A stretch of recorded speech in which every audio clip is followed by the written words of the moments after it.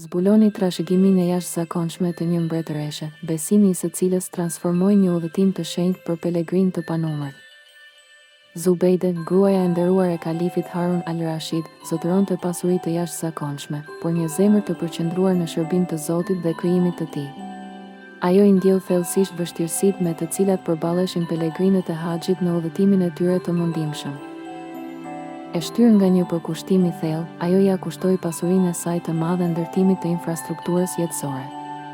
Rrugët u përmirësuan, puse u hapën dhe sistemet e sofistikuara u ndërtuan në të gjithë distancën e madhe nga Bagdadi në Mekë. Kontributi i saj më i famshëm, sistemi i ujit Ain Zubaida, siguroi ujë jetëdhënës për shekuj me radhë, një dëshmi e fuqishme e bamirësisë së saj të qëndrueshme. Veprimet e saj na mësojnë një mësim të thellë rreth besimit. Përkushtimi i vërtet shtrihet përtej adhurimit personal, ai qëndron në shërbimin aktiv ndaj komunitetit, ummetit. Jeta e Zubejdes është një shembull i fuqishëm dhe frymëzues i besimit të përkthyer në veprime me ndikim në dobi të tjerëve. Lëreni historinë frymëzuese të Zubaides t'ju motivoj.